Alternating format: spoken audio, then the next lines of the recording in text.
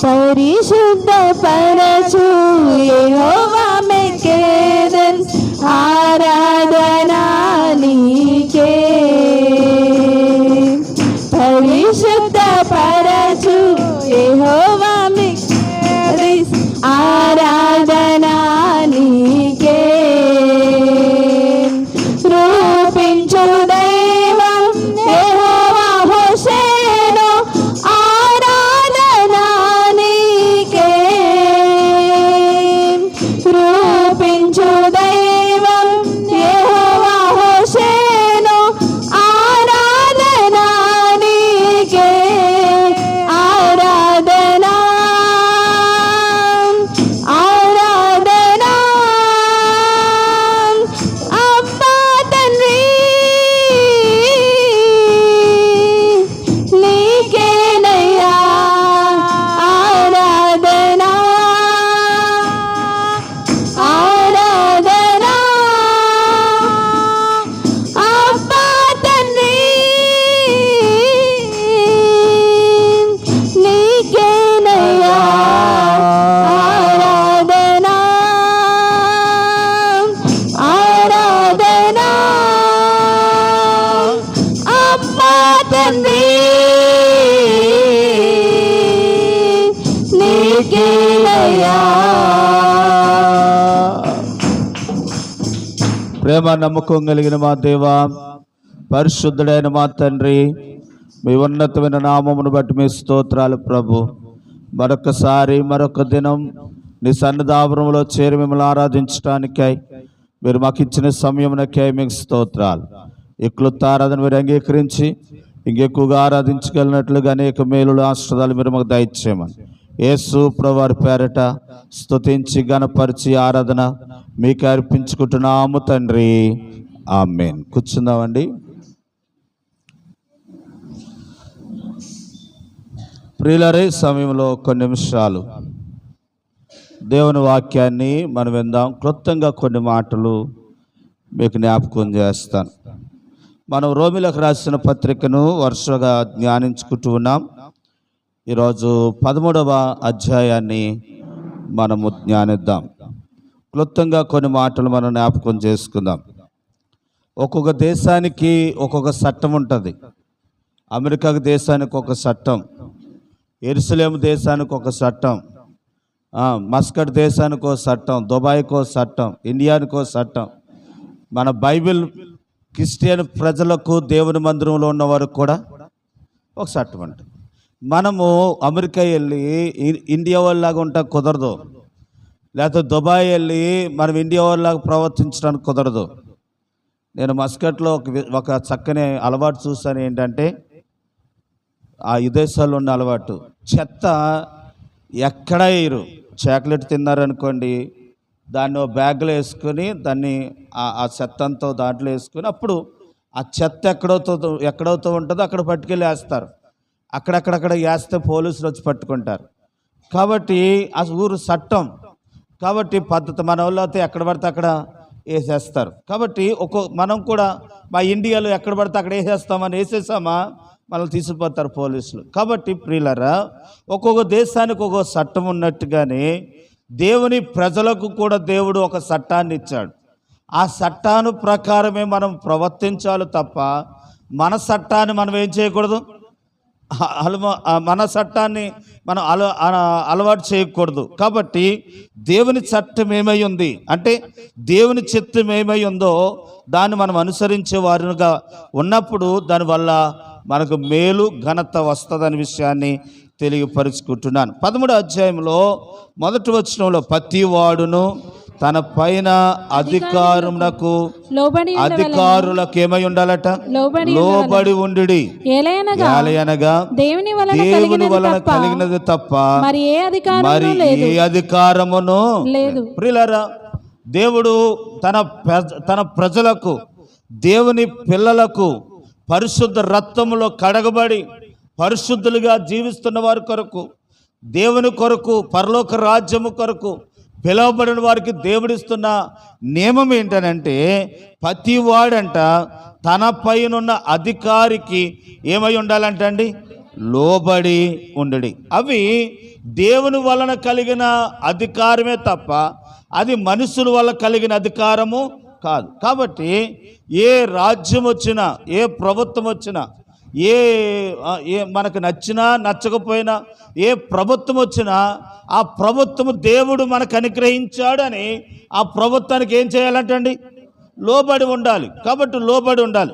ఒకవేళ లోబడి ఉండకపోతే వచ్చిన నష్టం ఏంటంట అని అంటే దేవుని ఆజ్ఞను తిరస్కరించు వారు అవుతామంట. ఆమె ఎవరి ఆజ్ఞను? దేవుని ఆజ్ఞను తిరస్కరించడం వల్ల వచ్చిన పనిష్మెంట్ ఏంటి అని అంటే 2వ వచనంలో అంటాడు, కాబట్టి అధికారమును ఎదిరించువాడు దేవుని నియమమును ఎదిరించువాడు తమ మీదకి తామే ఏం తెచ్చుకుంటాడట అంటే అధికారికి లోబడకపోతే తనకు తానే దేవుని వల్ల ఏం తెచ్చుకుంటాడు అని అంటే, ఇప్పుడు చంద్రబాబుని ఈరోజు ఆయన ముఖ్యమంత్రి మన రాష్ట్రానికి, నీ గడ్డం పీకెత్తాను అన్నావు అనుకోండి, తెల్లారికి నువ్వు ఎక్కడ ఉంటావో మీ అమ్మకి మీ నాన్నకు కూడా కనపడవు. కాబట్టి ప్రియులారా, ఒక ముఖ్యమంత్రి అధికారాన్ని మనం నిర్లక్ష్యపరిస్తే, ఒక ముఖ్యమంత్రి అధికారాన్ని మనం నిర్లక్ష్యంగా మాట్లాడితే దానివల్ల వచ్చింది ప్రతిఫలం ఏంటి? శిక్ష వస్తుందట. ఆమె ఏమొస్తుందట అండి? అప్పుడు దేవుడు అనుగ్రహించిన అధికారాన్ని కూడా మనం లెక్క చేయకపోతే దానివల్ల లోకంలోని శిక్ష వస్తుంది. దేవుని యొద్ద నుండి కూడా ఏమొస్తుందటండి? ఈరోజు కొన్ని మాటలు మీకు జ్ఞాపకం చేస్తాను. మీరు ఉద్యోగానికి వెళ్తా ఉన్నారు. మీ ఉద్యోగంలో మీ పైన అధికారి ఎవరైతే ఉన్నారో ఆ అధికారి దేవుడు మీ కొరకు నియమించాడు. అధికారికి ఏం చేయాలి? లోబడాలి. ఆయన ఏ పని చెబితే ఆ పని చేయాలి. కనుక ఆయన తిడుతున్నాడు, ఆయన నా మీద అనేక రకంగా అంటున్నాడు అని అంటే నువ్వేదో పని చేయవలసిన పని వాయిదాలు వేస్తున్నావేమో, లేకపోతే ఏమంటారు పెండింగ్ పెట్టావేమో. కాబట్టి వారు నీ మీద నిందలు వేస్తా ఉన్నారు. కాబట్టి నీ మీద నువ్వు చేయవలసిన పని చక్కగా చేస్తే నీ మీద అధికారి ఏం చేయడు? నిందవేయడు. కాబట్టి ఏ రోజు పని ఆ రోజు చేసినప్పుడు నువ్వు చేయవలసిన పని చేస్తూ అధికారి మాటకు లోబడుతూ నువ్వు ఉంటే కనుక దానివల్ల మెప్పు కలుగుతుందంట. చూడండి, ఆయన అక్కడ అంటారు, నువ్వు మంచిగా చేస్తే కనుక దానివల్ల అధికారిని బట్టి నీకేమొస్తుందని అంటే మెప్పు వస్తుంది అన్నమాట. నీకు మేలు కలుగుటకు అధికారులు దేవుని పరిచారకులు వారికి భయపడక ఉండకోరితివా మేలు చేయము అప్పుడు వారి చేత మెప్పు పొందుదు. ఏం పొందుతావంట? మెప్పు పొందు. ఒక మాటలో చెప్పాలంటే నువ్వు చేయవలసిన పని చేస్తే అధికారుల ద్వారా ఏం పొందుతాం? ఈరోజు దేవుని బిడ్డలారా, దేవుని మందిరంలో మీకు ఏ ఉద్యోగంతో ఇచ్చారు, ఏ ఆఫీసులతో పనిచేస్తా ఉన్నారు, అది ఏ ఆఫీస్ అయినా సరే, ఒకవేళ మీరు ఫ్యాక్టరీకి వెళ్ళినా లేకపోతే ఏ పనికి వెళ్ళినా మీ అధికారి ఎవరైతే ఉన్నారో అది నాకు దేవుడు నియమించాడని చెప్పి అధికారి చెప్పిన పనికి ఏం చేయాలి? లోబడినప్పుడు ఆ అధికారి ద్వారా మెప్పు పొందుతుంది అంటే అదే సమయంలో దేవుని వల్ల కూడా ఏమొస్తుందని అంటే మెప్పు. చూడండి ప్రియులారా, దేవుడు అంటండి ఆయన అనుగ్రహించుకోకుండా ఎవరికి ఏ అధికారమును రాదంట. చూడండి దానియేలు రాసిన గ్రంథంలో ఆ మాటలు చదువుదాం. దానియేలు గ్రంథంలో దేవుడు దానియేలు విషయాల్లో ఆ రాజుగారి విషయంలో దేవుడు ప్రవచిస్తూ చెబుతున్న మాట ఏంటనంటే దానియేలు గ్రంథం 4వ అధ్యాయము 32వ వచనం. తమ యొద్ద నుండి మనుషులు నిన్ను తరిమెదరు, నీవు అడవి జంతువుల మధ్య నివాసము చేయుచు పశువుల వలె గడ్డి మేసెదవు. సర్వోన్నతుడగు దేవుడు మానవుల రాజ్యము పైన అధికారి అయ్యుండి తానెవనికి దాన్ని అనుగ్రహించి నిశ్చయించును వానికి అనుగ్రహించునని నీవు తెలుసుకుని వరకు 7 కాలములు నీకు ఇలాగు జరుగునని చెప్పాను. కనుక దేవుడు అంటండి ఎవరికి రాజ్యాధికారం ఇవ్వాలి, ఎవరికి అధికారం ఇవ్వాలి అని దేవుడి నిర్ణయంలో ఉంటుందంట. ఆ అధికారం దేవుడు వారికి. ఇంకొక విషయం చెప్తాను ప్రియులారా, ఈ రాజు నెబుకద్నెజర్ రాజు అడవి గాడిద లాంటి వాడైపోయాడట. చేతులకి ఏం మొలిసినాయి? గోర్లు మొలిసిపోయి ఒళ్ళంతా బొచ్చేసేసి ఎందుకు వచ్చేసింది అని అంటే ఈ వాక్యాన్ని బట్టి ఆలోచిస్తే కనుక ఆయన అనుకుంటున్నాడు నా బలమును బట్టి నాకు అధికారం వచ్చింది అనుకుంటున్నాడు. ఆ విషయాన్ని తెలియపరచడానికి అతను ఏం చేశాడు? అడవిగాడు వంటి వాడు చేసి, మళ్ళీ మామూలు మనిషి నువ్వు అవ్వాలని అంటే నువ్వేం తెలుసుకోవాలి అంటే, దేవుడు నా బలమును బట్టి కాదు ఈ అధికారం వచ్చింది, దేవుడు నాకు ఈ బలమునిచ్చాడు అని నువ్వు తెలుసుకునే వరకు నువ్వు ఎలాగుంటావు? అలాగే చేస్తాడు, అలాగే ఉంటావు, అడవిగాడిదలాగానే ఉంటావు. ఈరోజు నిజమే, నీకు ఏ పనైతే అప్పచెప్పారో అధికారికి లోబడకుండా నువ్వు ఎంతకాలం ఉంటావో అంతకాలం ప్రమోషన్ రాదు. నువ్వు ఎంతకాలం అయితే అధికారికి లోబడకుండా నీ పని పెండింగ్ పెడతా ఉంటావో అంతకాలం ఏమి రాదు తెలుసా? మెప్పు రాదు. కాబట్టి ఈరోజు దేవుని వాక్యం వింటున్నా దేవుని బిడ్డలు, ఇప్పుడు స్కూల్ పిల్లలు ఉన్నారు, కాలేజీ పిల్లలు ఉన్నారు, వారి అధికారి ఎవరు? టీచరు. వారు ఇచ్చిన హోంవర్క్ ఏం చేయాలి? కనుక దాన్ని పెండింగ్ పెడితే తిడతాడు. మాస్టర్ తిట్టకపోతే ఎందుకు? మాస్టర్ తిట్టకపోతే ఇంకెవరు తిడతాడు? కాబట్టి కనుక నీకు మెప్పు పొందాలి అని అంటే కనుక మాస్టర్కు లోపడాలి, అధికారికి లోపడాలి. నీ మీద ఉన్న అధికారి దేవుడు నియమించాడు అనుకొని అధికారికి లోపడి ఆయన చెప్పిన పని చేసినప్పుడు దేవుని వల్ల మెప్పు వస్తుందంట. అధికారి వల్ల కూడా ఏమొస్తుందంట అండి? ఈరోజు ఈ వాక్యాన్ని మనం అనుభవం చేసుకుందాం. ఇక ఎవరైనా దేవుడు నియమించిన అధికారం లోబడకుండా మనము దేవునికి దూరం ఉంటుంటే అధికారికి మనము నిర్లక్ష్యపరుస్తూ ఉంటుంటే దేవుడు నిన్ను మెచ్చుకోడట. అధికారి ఈ రోజు నుంచైనా ఏం చేద్దాం? అధికారికి ఏం చేద్దాం? లోబడదాం. మాస్టర్ స్టూడెంట్ అయితే మాస్టర్కి లోబడాలి. కనుక పనివారు ఫ్యాక్టరీలో అయితే యజమానికి లోబడాలి. లేకపోతే రాజుగారి దగ్గర పనిచేస్తే రాజుగారికి లోబడాలి. నీ మీద ఎవరైతే అధికారులు ఉన్నారో వారికి లోబడినప్పుడు దేవుని నియమాన్ని నియమించిన వారము అవుతామనే విషయాన్ని తెలియపరుస్తున్నాను. అది చెప్తూ అంటున్నాడు చూడండి, 4వ వచనం, నీకు మేలు. అధికారులు దేవుని పరిచారకులు వారికి భయపడక, అధికారులు దేవుని పరిచారకులు వారికి భయపడక ఉండగోరితివా? మేలు చేయము, అప్పుడు వారి చేత మెప్పు పొందుదువు. నీవు చెడ్డది చేసిన యెడల భయపడము, వారు ఊరకయే ఖడ్గము ధరింపరు. కీడు చేయువాని మీద వారు ఊరకనే ఖడ్గము ధరించరు. కీడు చేయువాని మీద ఆగ్రహము చూపుటకై వారు ప్రతీకారము చేయు దేవుని పరిచారకులు. దేవుని కనుక దేవుడు మీ మీద నాయకులుగా పెట్టేవారు ఉన్న నాయకులను దేవునికి ఏమై ఉన్నారట? పరిచారకులు అయి ఉన్నారు. మీకు నాయకులు, దేవునికి పరిచారకులు. కాబట్టి అది ఎరిగి మనం ఏం చేయాలని అంటే దేవుని నియమాన్ని పాటించేవారిగా ఉండాలి అనే విషయాన్ని తెలియపరుస్తుంది. ఒక మాటలో చెప్పాలంటే అధికారికి మనకిచ్చిన అధికారానికి లోబడకపోతే దానివల్ల వచ్చిన నష్టం ఏంటంటే శిక్షా విధి పొందుతాం అనే విషయాన్ని తెలియపరుచుకుంటున్నాను. బైబిల్ వాక్యంలో మనం చూస్తే ప్రియులరా, దేవుని వాక్యంలో మనం చూస్తాం. సామెతల గ్రంథము 3వ అధ్యాయం 6వ వచనంలో గమనిస్తే, నీ ప్రవర్తన అంతటయందు ఆయన అధికారమునకు ఒప్పుకొనుము, తోవలను ఏం చేస్తాడట? దేవుడు మనకు తోవలు సరళం చేయాలంటే, విశాలపరచాలని అంటే మనం ఎవరి అధికారానికి ఒప్పుకోవాలి? దేవుని అధికారానికి మనం ఏం చేయాలటండి? ఎప్పుడైతే ఒప్పుకుంటామో ప్రభు మన మార్గములు దేవుడు ఏం చేస్తాడని అంటే సరళం చేస్తాడు. మన ఉద్యోగం ప్రయత్నాలు చేస్తే ఉద్యోగం దేవుడు మనకు ద్వారాలు తెరుస్తాడు. లేకపోతే వివాహం ప్రయత్నం చేస్తే వివాహం ప్రయత్నాలు దేవుడు చేస్తాడు. లేకపోతే ఇల్లు కట్టుకోవాలని ప్రయత్నం చేస్తే ఇల్లు కట్టుకునేలాగా దేవుడు మనకు ద్వారాలు తెరుస్తాడు.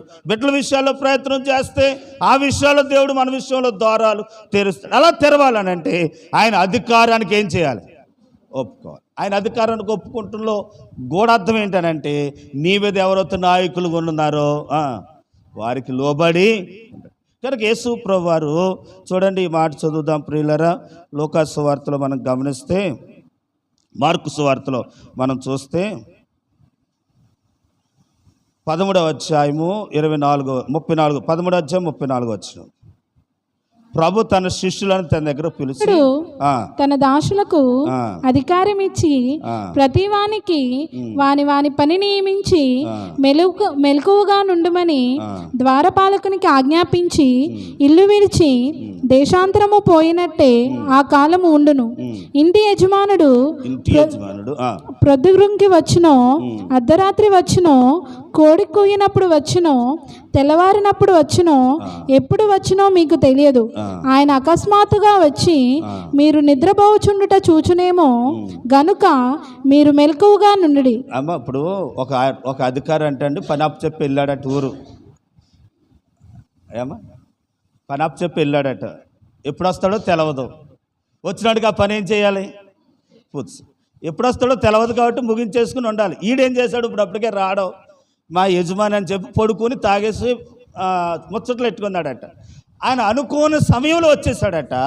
వచ్చేయటాన్ని బట్టి చెప్పిన పని చేయకపోవటాన్ని బట్టి వాడిని నిలపల పడవేయండి అని అంటాడు. ఎందుకనంటే చెప్పిన పని ఆయన చేయలేదు. ఇంకొక మాట మీకు మత్తయి సువార్తలోనే ఆ బైబిల్లో మీరు స్క్రీన్ మీద చదివేసినా పర్లేదు, చూడండి. ఆయన తన 12 మంది శిష్యులను పిలిచి అపవిత్ర వెలగొట్టుటకు ప్రతి విధమైన రోగములను వ్యాధిని స్వస్థపరచుటకు వారికి అధికారం ఇచ్చాడు. ఎవరికి? 12 మంది శిష్యులకి దేవుడు ఏమిచ్చాడనంటే అధికారం ఇచ్చాడట.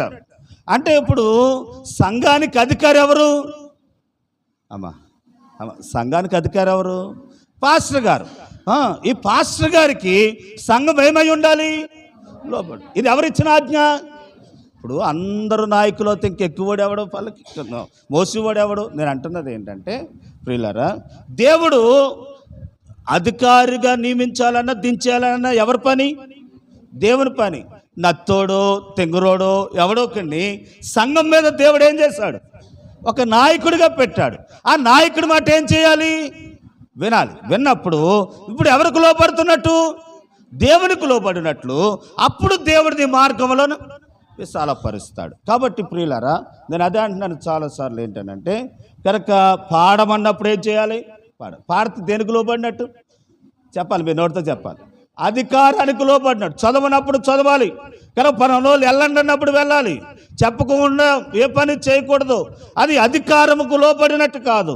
దేవుడు ఒక వ్యక్తిని నియమించినప్పుడు ఆ అధికారానికి ఏం చేయాలి? ఇప్పుడు మోసే దినాల్లో మిరియాము మోసే మీద సనుక్కుందంట. ఏమని? ఒరే నత్తోడా, మనం ఇలా ఆలోచిద్దాం.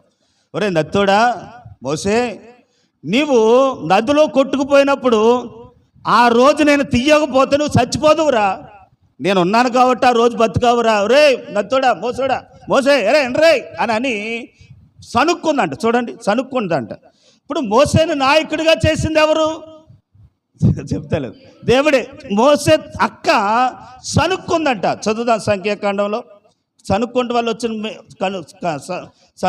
వచ్చిన నష్టం ఏంటో తెలుసా అండి? సంఖ్యాకాండం 12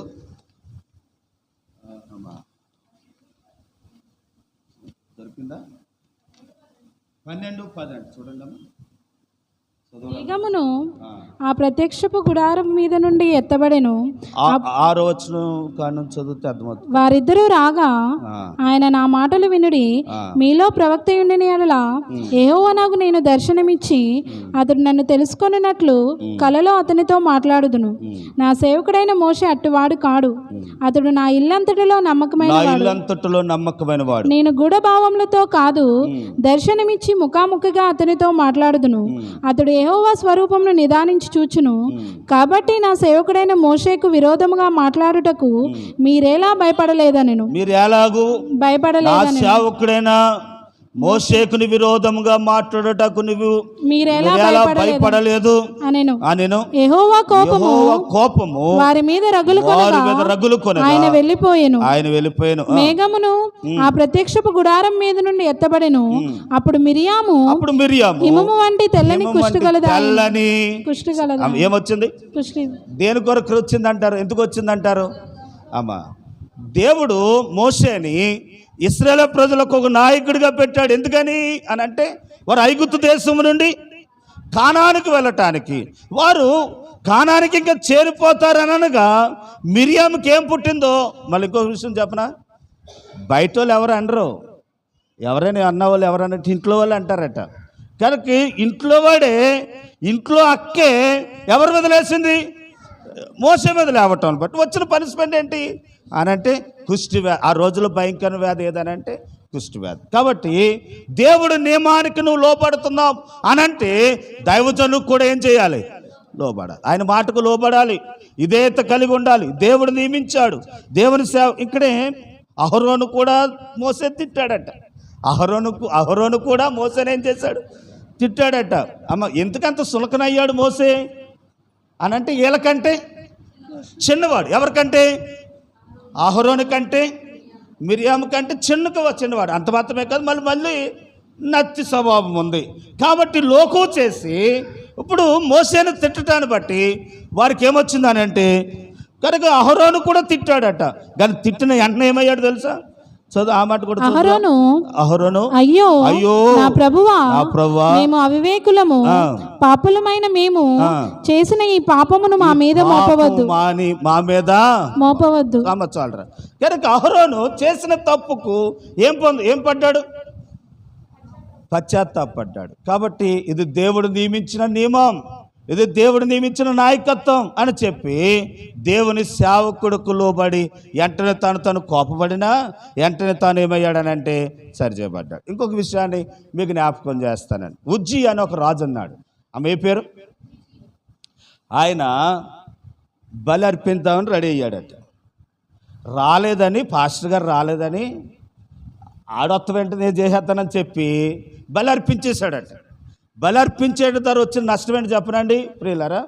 ఉజ్జయాన రాజుకి కుష్టి వ్యాధి వచ్చేసిందంట. ఎందుకని అనంటే ఎవరు చేయవలసిన పని వారు చేయాలి. రాజు చేయవలసిన పని రాజు చేయాలి, దేవుని సేవకుడు చేయవలసిన పని దేవుని సేవకుడు. వర్షపాఠం వచ్చింది కాబట్టి చెప్తున్నాను అమ్మాయి, లేనిపోని గొడవ. కాబట్టి ఏంటనంటే దేవుడు ఎవరికి ఏ పని అప్ప చెప్తే ఆ పనికి మనం లోబడి ఉండాలి అనే విషయాన్ని తెలియదు. అప్పుడు దేవుని సేవకుడికి లోపడితే, ప్రార్థన చేయి అన్నవాడు చేస్తే, పాడు అన్నాడు పాడితే, నీ మార్గములు దేవుడు ఏం చేస్తాడట? సరళం చేస్తాడు. నీ మార్గాలు తెరుస్తాడు. నువ్వు అనుకున్న విషయాలు దేవుడు కార్యాలు చేస్తాడు. ఆయన ద్వారా నీకు మెప్పు కలుగుతుంది. ఆయన నీకు సహాయాన్ని దేవుడు చేసేవారిగా ఉంటారనే విషయాన్ని మీకు తెలియపరుచుకుంటున్నాను. దేవుని వాక్యంలో మనం చూస్తే చాలా విషయాలు మనము ఆలోచించగలమండి ప్రియులారా. దేవుని వాక్యంలో మనం చూస్తే చూడండి, ఒక అధికారికి ఒక్కొక్క వారికి అధికారం ఇచ్చామనుకోండి, వారికి ఏ అలవాటు ఉంటే అలవాటు మరి అందరికీ నేర్పడానికి ప్రయత్నం చేస్తారు. చూడండి ఏంటనంటే, ద్రాక్షారసం తాగువాడు రాజును చూచితివా, 31వ అధ్యాయము, సామెతలు 31వ అధ్యాయం 4వ వచనం.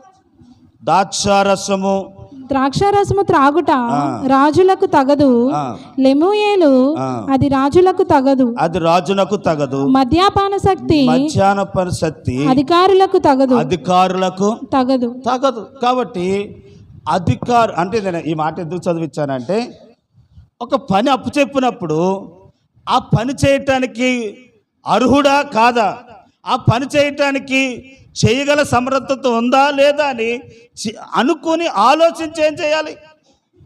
ఆ పని అప్పు చెప్పాలి. ఒకవేళ తాగుతున్నాడు అనుకోండి, ఆ పని చేస్తా ఉన్నాడు అనుకోండి, ఇదిగో దేవుని వాక్యం ఏం చెప్తుందంట? ద్రాక్షారసం తాగుట రాజునకు తగదు, అది రాజునకు తగదు, మద్యపాని అధికారులకు తగదు. కనుక తాగునవారికి అప్పు చెప్పామనుకోండి, ఆ తాగుతున్న కార్యక్రమంలో చక్కగా ఎంతో చక్కగా ఉద్యోగంగా జరుగుతున్న దాంట్లో తాగేసి వచ్చేసాడు అనుకోండి, కనుక దేవునికి ఏమొస్తుంది అని అంటే అవమానం వస్తుంది. కాబట్టి ప్రియులారా, ఆయన అధికారాన్ని మనం ఏం చేయాలంటండి? మన పాఠంలోకి వచ్చేదాం రండి. కనుక 14వ అధ్యాయం ఇంకో మాట చదువుదాం. రోమిలకు రాసిన పత్రిక 13వ అధ్యాయంలోకి వస్తే మరొక విషయాన్ని మీకు చెప్పి త్వరగానే నేను ముగిస్తాను. 13వ అధ్యాయము కిందకెళ్ళి చదువుదామండి. ఏంటంటే 8వ వచనం, ఒకడు ప్రేమించుట విషయములో తప్ప మరేమియు ఎవనికిని అచ్చి ఉండవద్దు, అప్పుండొద్దు. పొరుగువానిని ప్రేమించువాడే పొరుగువారు ప్రేమించువాడే ధర్మశాస్త్రము నెరవేర్చినవాడు, ధర్మశాస్త్రాన్ని ఏం చేసినవాడు? నెరవేర్చినవాడు. కొంచెం దీన్ని ఎవరైనా ఇస్తారు. ధర్మశాస్త్రంలోనంటే 600 పైగానే ఆజ్ఞలు ఉన్నాయంట. 600 ఆజ్ఞలను నిర్గమకాండం 20 అధ్యాయంలో 10 ఆజ్ఞలుగా చేశాడు. 10 ఆజ్ఞలను అంటండి 2 ఆజ్ఞలుగా చేశాడట. ఆ 2 ఆజ్ఞలు ఏంటంటే, మొదటి ఆజ్ఞ నీ దేవుడని యెహోవా తప్ప వేరొక దేవుడు. మొదటి ఆజ్ఞ వస్తే, రెండో ఆజ్ఞ ఏంటనంటే నిన్ను వలి నీ పొరుగు వారిని ఏం చేయాలట. అంటే నీ పొరుగు వారిని మనం ప్రేమిస్తున్నప్పుడు ఆ పొరుగు వారికి మనం ఏం చెయ్యం, అన్యాయం చేయం. ఏంటి అన్యాయం అని అంటే చూడండి, అక్కడే అంటారు నరహత్య చెయ్య యాలయనగా వ్యభిచరింపవద్దు, నరహత్య చేయవద్దు, దొంగిలవద్దు, ఆశింపవద్దు అనునవి మరి ఏ ఆజ్ఞను ఉన్నాయడలా అదియు నిన్ను వలె నీ పొరుగువాన్ని ప్రేమింపవలెను. వాక్యంలో సంక్షేపముగా ఇమిడి ఉన్నవి.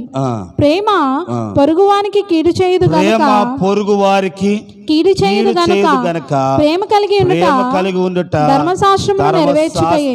ఏం చేస్తున్నట్టు అంటే ఒకరి మీద ఒకరు మనకి ఏముండాలి, ప్రేమ ఉండాలి, ప్రేమ ఉండాలి.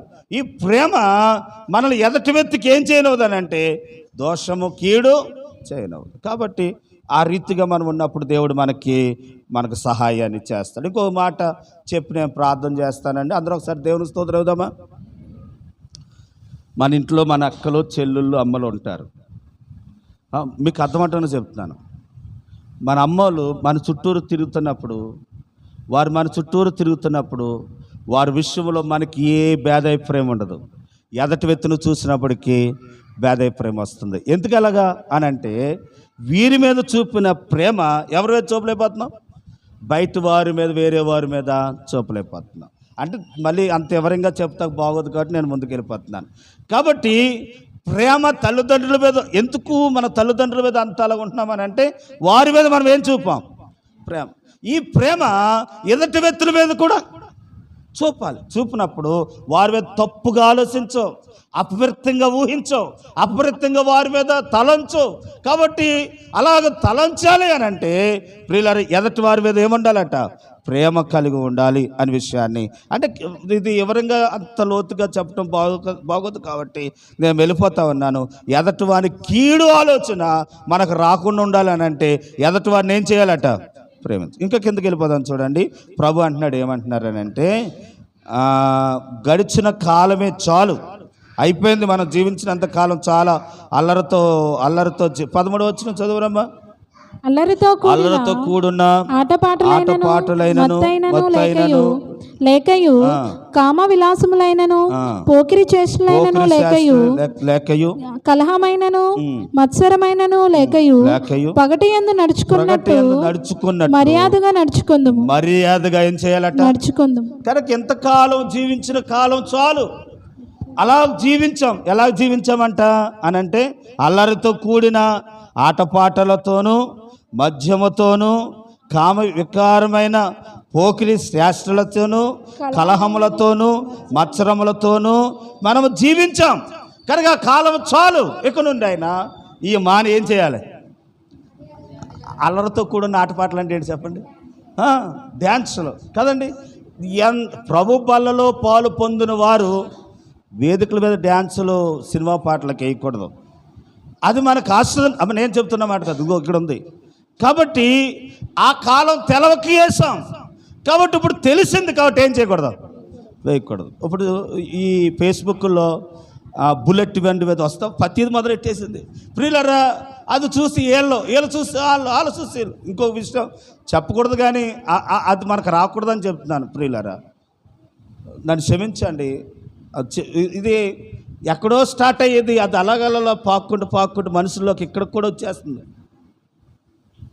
నేను ఆ మధ్యన గమనించాను, పెళ్ళైన తర్వాత శోభన విషయాలు కూడా ఫేస్బుక్లో లైవ్ ఇస్తా ఉన్నారు. ప్రియులారు గమనించండి, ఇది ఎంత దారుణమైపోయిందో. ఇంకొక విషయం చెప్పనా, బాధపడినంటే ఒక విషయం. ఇదివరకు పెళ్ళి అయ్యే వరకు పెళ్ళి కూతురు చూసుకునేవారు కాదు, కలిసేవారు కాదు, వాళ్ళు ఎదురుబోదురు వేసే వరకు. ఇప్పుడు అలా కాదు. కనుక పెళ్ళి అవక్యతమే వీళ్ళు ఎక్కడికో సముద్రానికి తీసుకుపోతా ఉన్నారు. అక్కడ కనుక ఇంకా పెళ్ళికి ఏమి లేదనంటే పవిత్రత లేదు. పెళ్ళికి ఆ విలువ లేదు. ఆ పెళ్ళికి కనుక పెళ్ళి అయ్యేదాకా కలవకూడదు, మాట్లాడకూడదు అన్న అవగాహన లేదు. కాబట్టి ఆ కాలం ఇదివరకు అయిపోయింది. ఇప్పుడైనా దైవభక్తి కలిగి అమ్మా అలా దూరంగా ఉంటేనే కదా ఆ పెళ్లి రోజున దాని విలువ ఉంటుంది. కనుక దాని విలువ ఉండాలంటే ఏం చేయాలి? కనుక కొంచెం ఎడంగా ఉండాలి. అప్పుడు ఆ రోజు కనుక చెప్పిన మాట వింటారు. ఆ మాటలు మంత్రాలు చెప్తుంటే ఆ మాటలు చెప్తారు. ప్రియులారా, కనుక మాకు అవన్నీ అయిపోయిన ముందే నువ్వు ముగించరా అన్నట్టుగా ఆ రోజు ఉంటూ ఉన్నారు. కాబట్టి ప్రియులారా, ఎంత దారుణం అయిపోయింది. సరే, మనం ముందుకు వెళ్ళిపోదాం. అల్లరితో కూడిన ఆటపాటలు ఇవన్నీ మనం విడిచిపెట్టి, మద్యముతో కూడిన విడిచిపెట్టి, మనం దైవ పిల్లలమని, క్రీస్తును ధరించిన వారమని ఎరిగిన వారు వలె లోకంలో ఏం చేయాలట? ఈ మాట మళ్ళీ చెప్తున్నాను. క్రీస్తు ప్రభు ఈ లోకంలో ఆయన డైరెక్టర్గా వచ్చి తిరగడు. ఆయన ప్రతినిధులుగా ఈ లోకంలో ఆయన మహిమపరిచే వారిగా ఈ లోకంలో మన ప్రవర్తన బట్టి, మన ప్రేమను బట్టి, మన మాటను బట్టి, మన విధానాన్ని బట్టి మనం ఈ లోకంలో నడవాలి. చూడండి, ఇంకొక మాట పైకి వెళ్ళి చదివితే మనం చదువుతాం. 11 వచ్చింది. మరియు మీరు కాలం ఎరిగి నిద్రను ఏం చేయాలంటండి? మేలుకుని ఉండుడి, వేళ అయినదని తెలుసుకునుడి. అలాగు చేయుడి. మనము విశ్వాసులమైనప్పటికంటే ఇప్పుడు రక్షణ మనకు మరి సమీపముగా ఉన్నది. రాత్రి చాలా గడిచి ఏ కాలం వస్తుందంట? పగలు సమీపంగా ఉన్నది. రాత్రి గడిచిపోయి ఇప్పుడు ఏమొస్తుంది? రాత్రి అంటే ఇలా ఆలోచన. రాత్రి అంటే యేసు ప్రభు వచ్చి వెళ్ళిపోయి మళ్ళీ వచ్చే వరకు ఏ కాలంలో ఉన్నాం మనం? రాత్రి కాలంలో ఉన్నాం. ప్రభు రాబోతా ఉన్నాడు. మనకి ఏ కాలం వస్తుంది? వెలుగు కాలం వస్తుంది. అమ్మ యేసు ప్రభు వారిని విడిచిపెట్టి దోణులు వలలు మళ్ళీ పేతురు అన్నాడు, ప్రభువా మేము దోణులు విడిచిపెట్టి నేను వెంబడిస్తా ఉన్నామని చెప్పిన పేతురు, ప్రభు తిరిగి లేచిన తర్వాత పేతురు ప్రభు లేడు, ఎవరు లేరని చేపలు పట్టుకుంటే వెళ్ళిపోయిన పేతురు రాత్రి అంతా ప్రయాసపడ్డాడు, కానీ ఒక్క చేప కూడా పడలేదు. అక్కడ చక్కగా రాయబడుతుంది యోహాను సువార్త శివరాజ్యంలో. ఏమని రాయబడుతుంది అంటే, సూర్యోదయం అవుచుండగా యేసు వారి దగ్గర నిలిచి, ఎప్పుడు చదువుదాం యోహాను సువార్త. సూర్యోదయం అవుతూ ఉండగా యేసు వారి దగ్గర నిలిచి, సూర్యోదయం అవుతుండగా యేసు ధరిన నిలిచి, అయితే యేసు అని శిష్యులు ఏం చేయలేదటండి? వినండి ప్రియులారా, గమనించండి. రాత్రి ఎంత ప్రయాసపడ్డారంట, కానీ ఒక చేప కూడా వారికి ప్రభు వారి దగ్గరకు వచ్చి మీ దోణులను లోతుకి నడిపించండి అని చెప్పినప్పుడు వలలు వేయగా విస్తారమైన చేపలు పడినాయి. కనుక వల పీగులు పోలేనంత విస్తారమైన చేపలు వారికి దొరికినట్లుగా మనం చూస్తూ ఉంటున్నాం. కాబట్టి ఈరోజు అట్టి ఆశీర్వాదాలు మనం పొందుకోవాలని అంటే రాత్రి కాలము చాలా గడిచిపోయింది. ఇప్పుడు ఏ కాలంలోకి వెళ్తున్నాం? పగలు సమీపిస్తూ ఉంది. కానీ పగలు ప్రవేశిస్తుందని అంటే ఎవరు రాబోతున్నారని?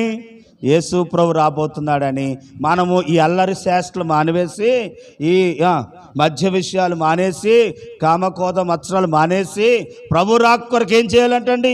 ఎదురు చూసి ఎలా ఉండాలి అని అంటే చూడండి, 14 అధ్యాయంలో అక్కడే అంటున్నారు కదండి. ఏంటనంటే మెలకువ కలిగి ఉండు అంటాడు. ఏం కలిగి ఉండాలట? ఏమో వచ్చిన కదా 14 అధ్యాయం ఈ మాట చెప్పు. మీరు కాలమును ఎరిగి ఏం మేలుకోవాలట? అందరూ ఒకసారి దేవుని స్తోత్రం చెప్తామా?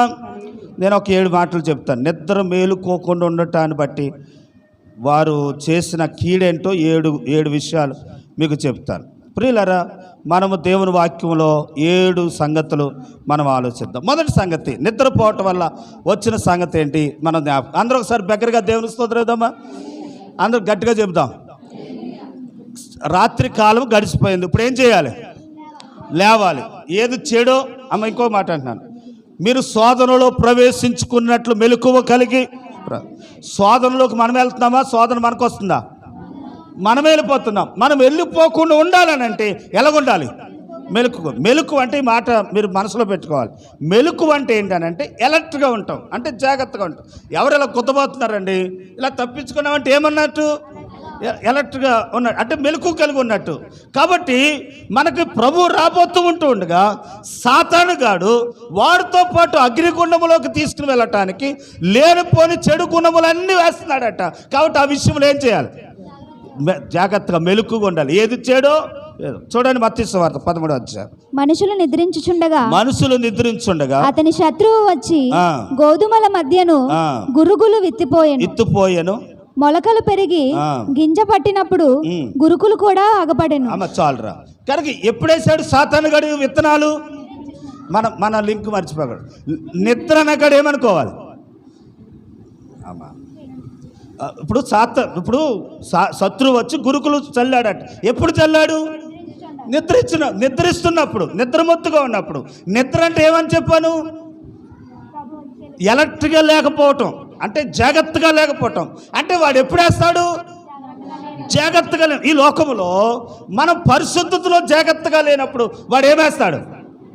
ఇత్తనాలు వేస్తాడు, చెడు ఇత్తనాలు వేస్తాడు. అవి ఒక్కసారి పడ్డాయా ఏమవుతాయి? అందుకే మనం ఏం చేయాలనంటే ఏది చెడో ఏది మంచో మనం జాగ్రత్తగా గ్రహించు వారమై ఉండాలి. అంటే నువ్వు నిద్రపోయావనంటే, నిద్రపోయిన వారుగా ఉన్నావనంటే జరిగిన విషయం ఏంటనంటే శత్రువు వచ్చి ఏమేస్తాడట? గురుగులు వేస్తాడు. జాగ్రత్త. ఎవరు నిద్రపోయారు బైబిల్లో చెప్పాలి. ఐతక్ అనేవాడు 3వ అంతస్తులో ప్రార్థన జరుగుతుందంట. ఆ 3వ అంతస్తులో పౌలు గారు వాక్యం చెప్పి రేపు వెళ్ళిపోవాల్సి ఉంది. ఆయన ఇంకా చెప్పాలనుకున్న విషయాలని చెప్పేస్తూ కొంచెం ఎక్కువగా చెప్పాడంట. ఆ పూట ఎక్కువగా చెప్తున్న ఆ సమయంలో ఐతక్ అనేవాడు ఏం చేశాడనంటే ఓ కాలు బయటకేసి ఓ కాలు లోపలికేసి కూర్చున్నాడట. మరి ఈ పాస్టర్ గారు హల్లేలు అన్నప్పుడు హల్లేలు అంటున్నాడట. బయట వెళ్ళి ఉన్నారు, రే వచ్చేందంటారా, నాకు సీట్ ఉంచురా, టికెట్ తీసేరా అంటున్నాడంట. బయటకు వెళ్ళి వాళ్ళతో మాట్లాడుతున్నాడు, లోపలికి వచ్చినోడితో ఆఖరికి ఏమయ్యాడనంటే 3వ అంతస్తు నుండి ఏమయ్యాడనంటే పడిపోయాడు. చదువుదామా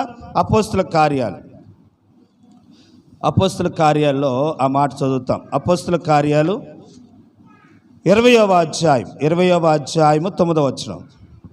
అప్పుడు ఐతకు అను ఒక యవనస్తుడు కిటికీలో కూర్చుండి గాఢ నిద్రపోయి పౌలు చాలాసేపు ప్రసంగించుచుండగా నిద్రాభారం వలన జోగి 3వ అంతస్తు నుండి క్రింద పడి చనిపోయిన వాడై ఏమైపోయాడట? ఎత్తబడెను. చనిపోయాడట. వినండి మళ్ళీ చెప్తున్నాను. ఐతకు ఎలర్ట్గా లేకపోవటాన్ని బట్టి ఏమైపోయాడు?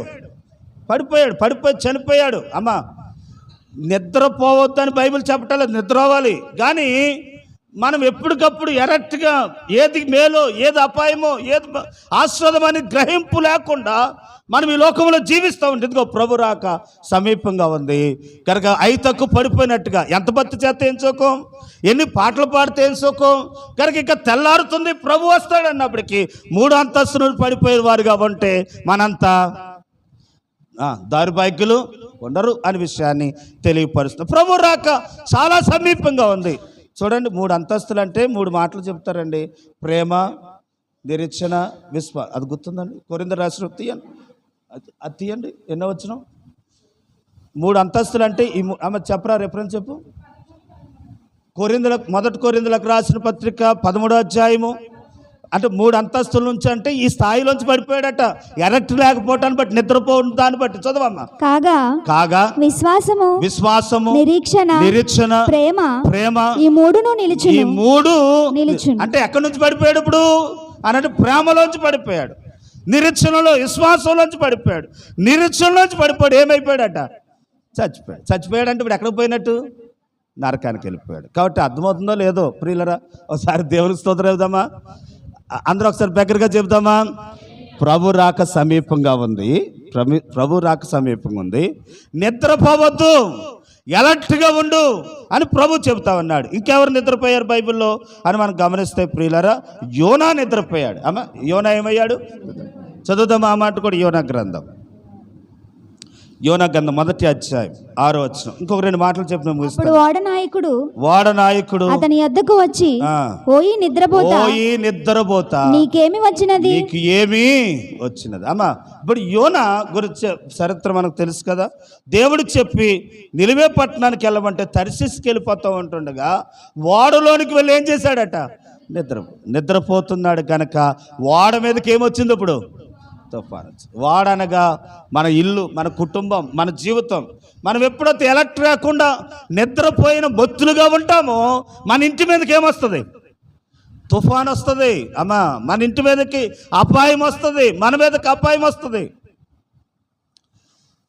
అందరూ ఒకసారి దేవుని స్తోత్రం ఇద్దామా. ఇదేంటిది, మన దేశ సరిహద్దుల్లో ఎత్తైన స్థలాల్లో కాపలాదారులు ఉండి గన్నెలా పెట్టుకొని చూతా ఇలా చూతా ఉంటారు. ఎందుకని? ఎవడు ఎటు వస్తాడా, వాడు వచ్చినప్పుడు వాడిని అపాయం నుండి ఏం చేయాలి? మన ఇంటిలోనికి ఎవడు అపాయం వేస్తాడా అని మనం ఏం చేయాలి?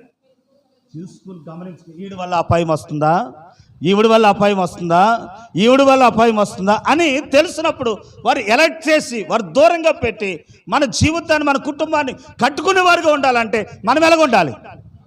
ఎలర్ట్గా ఉండాలి. అంటే నిద్రమొత్తు వారుగా కాక, లేకపోతే ఆ మెలకు లేని వారుగా కాక ఎలర్ట్గా ఉండాలి. ఎవరి ద్వారా అపాయం వస్తుంది కనుక నా కుటుంబానికి ఎవరి వల్ల, లేకపోతే నా సంఘానికి ఎవరి వల్ల, నా గ్రామానికి ఎవరి వల్ల అపాయం వస్తుందో ఎప్పటికప్పుడు ఏం చేయాలి? ఎలర్ట్గా ఉండాలి. చదువుదాం. ఎవరు మన యోనా ఎలర్ట్గా లేకపోవటాన్ని బట్టి యోనా ఉన్న ఆ వాడకేమొచ్చింది? ఒక్కని బట్టి వాడకు తుఫాను వచ్చినట్టుగా అమ్మా, నువ్వు ఎలర్ట్గా లేకపోవటాన్ని బట్టి నీ ఇంటికి ఏమొస్తుంది?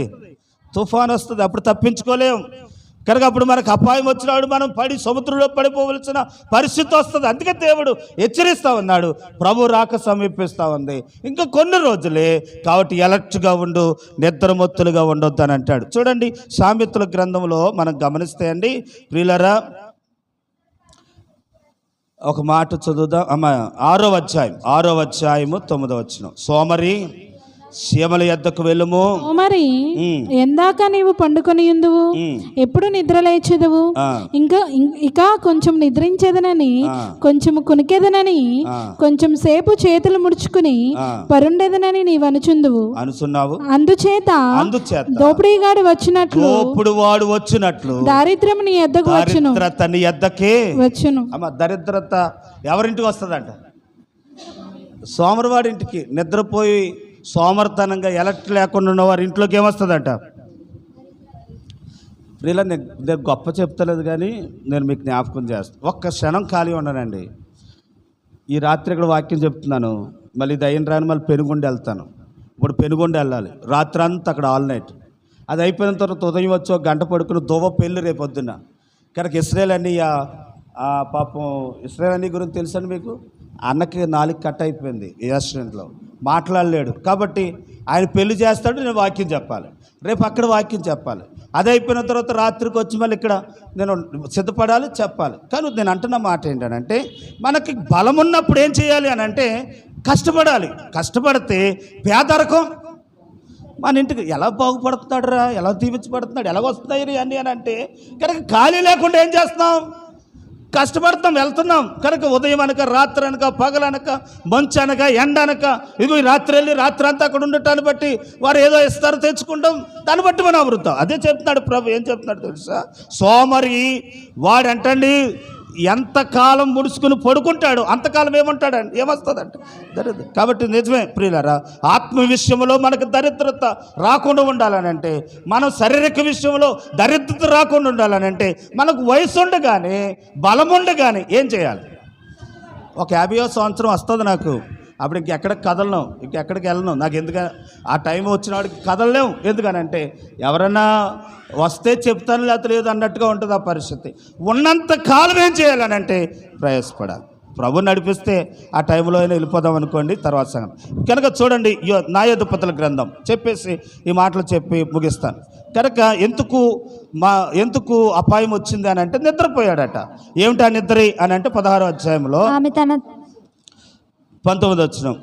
తొడ మీద అతని నిద్రపుచ్చి ఒక మనిషిని పిలిపించి వాని చేత అతని తల మీద 7 జడలను క్షౌరము చేయించి 7 జడలను ఏం చేసిందంట? క్షౌరం చేయించి అతని బాధించుటకు మొదలు పెట్టెను.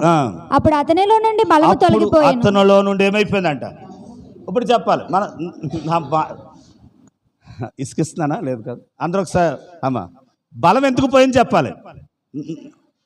నా పాఠంలోకి రావాలి. నేనేం చెప్పాను? నిద్ర అంటే ఏం చెప్పానండి? అంటే జాగ్రత్త లేకపోవటాన్ని బట్టి. ఇప్పుడు సంసేను మొదటిసారి తాళ్ళు కట్టినప్పుడు ఒరే సంసేన నేను కొట్టేతకు వస్తున్నారు అన్నప్పుడు కనుక తెంపేసుకున్న వ్యక్తి ఏమైపోవాలి ఒక్కసారికి అవ్వలేదు కాబట్టి ఎలర్ట్ కాలేదు కాబట్టి రెండోసారి మళ్ళీ పడ్డాడు. మళ్ళీ రెండోసారి గొలుసులతో కట్టారు, అప్పుడు తెంపేసుకున్నాడు. అప్పుడు ఆయన ఏమవ్వాలి? అవ్వలేదు కాబట్టి అప్పటికి నిద్రమొత్తులానే ఉన్నాడు. మూడోసారి కట్టాడు, ఆయన వెలట్ అవ్వలేదు. నాలుగోసారి ఏమైందనంటే తన తల మీద ఉన్న ఎంటుకలు తీసేయటాన్ని బట్టి, తన బలాన్ని కోల్పోవటాన్ని బట్టి ఇప్పుడు తను 2 కళ్ళు పొడవబడ్డాయి. తాను ఏమైపోవాల్సి వచ్చింది? కానీ ప్రభు రాక సమీపం. చూడండి లోక సువార్త 9:8 ప్రభు అంటున్నాడు, ఏమంటున్నారనంటే, ప్రియులారా నేను ఎలాగొత్తి ఏ మహిమతో పొందుకున్నానో మీరు ఆ మహిమ పొందుకోవాలని పేతురుని యాహాన్ని కనుక పేతురు యాహాను కనుక యాకోబును తీసుకుని వెళితే ప్రభు 1 గంట మెలకుగుండి ప్రార్థన చేయండి అని అంటే వారు ఆ టైంలో మొత్తులయ్యి ఏమయ్యారట? నిద్రపోయారట. నిద్రపోవటాన్ని బట్టి వారు ఏం కోల్పోయారని అంటే ప్రభు పొందుకున్న మహిమను వారు పొందుకోలేకపోయారు. కాబట్టి దేవుడు మనకి ఏ మహిమను చదువుతారా? ఆ మాటను కూడా చదవండి.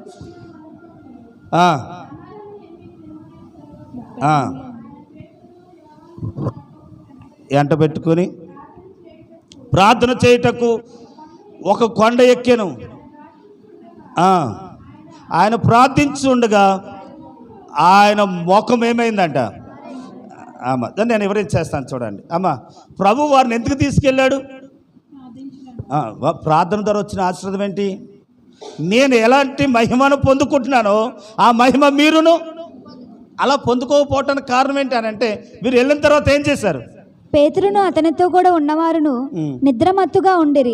వారు మేలుకొనినప్పుడు ఆయన మహిమను ఆయనతో కూడా నిలిచి ఉన్న 2 పురుషులను చూసిరి. ఆ 2 పురుషులు ఆయన యొద్ద నుండి వెళ్ళిపోచుండగా పేతురు యేసుతో ఏలినవాడా, మనం ఇక్కడ ఉండుట మంచిది. చాలా నేను వివరించేస్తాను.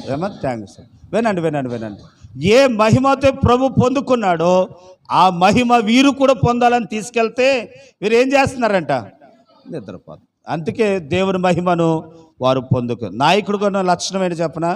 వారు ఏ ప్రభావంతో ఉన్నారు, ఏ గుణ లక్షణాలతో ఉన్నారు, ఎలాగొత్తి నడుచుకుంటున్నారో వారు కూడా వారి కింద ఉన్నవారు అలా నడవాలనేది వారు ఆత్రుత పడతారు. కాబట్టి ప్రభు దేవుని మహిమను పొందుకుని ప్రకాశిస్తూ ఉన్నట్టుగా వీరును ప్రకాశించాలని దేవుడు కోరుతున్నాడు. కనుక ఫిలిప్పీ రాసిన పత్రికలు అంటాడు, నిద్ర నుండి మేలుకొనుడి, యెహోవా మహిమ నీ మీద ఉదయిస్తుంది. కాబట్టి నిద్ర నుండి మేలుకుందాం. ప్రభు మనకు సహాయం చేయను గాక. ఆమేన్. తలలు వంచుదాం, కళ్ళు మూసుకుందాం, ప్రార్థన చేద్దాం. ప్రియులారా, ఈరోజు వర్షపాఠంలో దేవుడు ఇచ్చిన అధికారము మనుషులు బట్టి వచ్చింది కాదండి. మనుషులు ఇచ్చింది కాదు. మనుషులు ఇస్తే ఒక 5 సంవత్సరాలు ఉంటుందేమో, కానీ దేవుడిచ్చిన అధికారం ఎల్లకాలం ఉంటుంది. నువ్వు ఆయన అధికారానికి లోబడితే, ఆయన అధికారానికి విధేయుడవుతే నీ మార్గం దేవుడు సరళం చేస్తాడు. అక్కడే రాయబడింది, నువ్వు విధేయుడు కాకపోతే ప్రియులారా శిక్ష మనకు శీఘ్రముగా వస్తుంది. ఒక అధికారి మెప్పు పొందితేనే కదా నీకు ప్రమోషన్ వస్తుంది. అధికారి నేను ఒక ఉన్నతమైన స్థితిలో పెడతాడు. కాబట్టి నీ అధికారికి నువ్వు లోబడాలి. నువ్వే పనికి వెళ్తున్నావో, ఏ ఉద్యోగానికి వెళ్తున్నావు అమ్మా బాబు, అది ఏ పనైనా, ఏ ఫ్యాక్టరీ అయినా, ఏదైనా సరే. ఒకవేళ స్కూల్ పిల్లలు అవుతాయి, మీ మాస్టర్కు లోబడాలి. కాలేజీ పిల్లలు అవుతాయి, మీ సార్కు లోబడాలి. పెండింగ్ పెట్టకూడదు అప్పచెప్పబడిన పని. ఈరోజు ఆ లక్షణం ప్రభు మన బోధకుడు చెబుతా ఉన్నాడు. ఈరోజు అలా పెండింగ్ పెడితే ఈ దేవుడు మెచ్చుకోడట, మనుషులు మెచ్చుకోరు. 1, 2 ఈ లోక మర్యాదలు విడిచిపెట్టి గడిచిన కాలం చాలు, అల్లరితో కూడిన పనులు చేయటం చాలు, క్రీస్తు ప్రతినిధిగా ఈ లోకంలో జీవిద్దాం. 3వదిగా నువ్వు నిద్ర నుండి మేలుకో. ప్రభు రాక చాలా సమీపంగా ఉంది. కాబట్టి తెల్లారే సమయం అయిపోతా ఉంది. ఇక సమయం పోగొట్టొద్దు. ఇంక దేని నుండి మేలుకోవాలో దాని నుండి మేలుకోవాలి. ఇక ఏ పాపంలో ఉన్నావో, ఏ శాపంలో ఉన్నావో, అయ్యా పలానా పాపం నన్ను మొత్తురాలిగా చేసింది నాయన, ఆ పాపం ద్వారా వస్తున్న నష్టము నా నిద్ర మొత్తును బట్టి నేను గ్రహించలేకపోతా ఉన్నాను, అయ్యా నన్ను క్షమించిన ఆయన. ఈ రాత్రి ప్రభువా నా కన్నులు తెరువు నాయన, నా మనోనేత్రాలు తెరవండి ప్రభా. నా పాపం నాకు కనుపరచండి నాయన. అయ్యా, యోనా వెళ్ళటాన్ని బట్టి తనున్న వాడికే తుఫాను వచ్చింది. నన్ను బట్టి నా ఇంటికి అవమానం, నా ఇంటికి శాపం, నా ఇంటికి శోధన నాయన రాకుండానట్లు నేను మెలకు కలిగినట్టు సహాయం చేయండి అయ్యా. నేను అట్టిదిగానే దేవుని వాక్యంలో మేము గమనిస్తున్నాం అయ్యా. నేను యుద్ధమైన సంశయం ఎలర్ట్గా లేకపోవటాన్ని బట్టి తన కళ్ళు పొడవబడ్డాయి అయ్యా, చంపబడ్డాడు ప్రభా. అయ్యా, నేను బైబిల్ గ్రంథంలో నువ్వు ఏ మహిమతో పొందుకున్నావో ఆ మహిమను వారు పొందుకోవాలని నువ్వు కోరగా వారు నిద్రిస్తూ ఉన్నారు నాయన. ఈరోజు నిద్రించే వారిగా కాక నీ మహిమను పొందుకునే వారిగా మీరు మాకు ఏ మహిమతో తీసుకురాబోతున్నావు ఆ మహిమను పొందుకునే వారిగా మమ్మల్ని చేయనాయనని ప్రార్థన చేద్దాం. ఎవరైనా ఒకరు ప్రార్థన చేయగలరా? ఒకరు ఎలుగెత్తి దగ్గరగా ఒకరు ప్రార్థన చేస్తే మీతో ఏకీపిస్తాం. అమ్మ చేయ. లావణ్య ప్రార్థన చేస్తుంది, ఏకీపిద్దాం.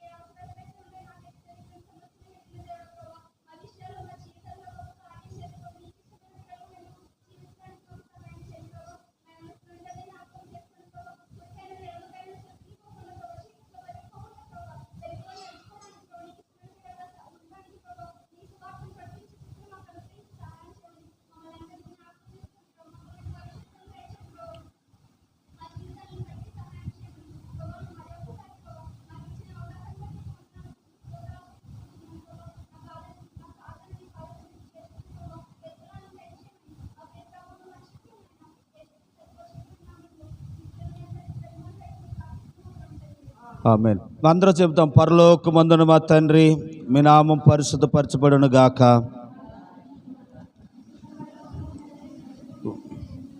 మానుదిన ఆహారం నినబదాయిచ్చేము. మమ్మల్ని శోధనలోకి తక్కిండు తప్పించము. రాజ్యము, శక్తి, మహిమ నిరంతరం నీవైనావు తండ్రి. ఆమేన్.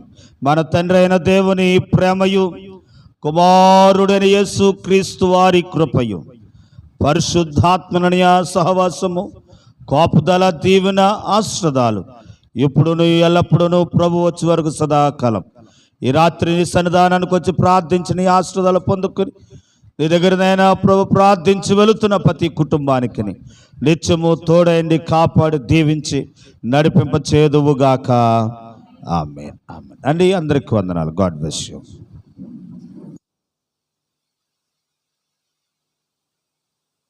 మే 3వ తారీఖునండి యూత్ మీటింగ్ ఉందండి, యూత్ రిట్రీట్. దీంట్లో యెహెజ్కేలు గ్రంథము అట్టిదిగానే అపోస్తుల కార్యాలు క్విజ్ ఉంది. ఎవరైనా ప్రయత్నం చేస్తే మోటార్ సైకిల్ బహుమతి, ల్యాప్టాప్, బంగారము, వాచీలు ఉన్నాయి. కాబట్టి మీరు ఒకటైనా పట్టుకురావాలని కోరుకుంటున్నాను. ఈలోగా సిద్ధపడతారని చెప్తున్నాను. తణుకు నెట్ కళ్యాణ మండపం రండి. పాంప్లెట్లు ఇవ్వండి, తీసుకోండి. అమ్మ రేపు ఇద్దాంలే. రైట్, రేపు ఇద్దాంలే అమ్మ.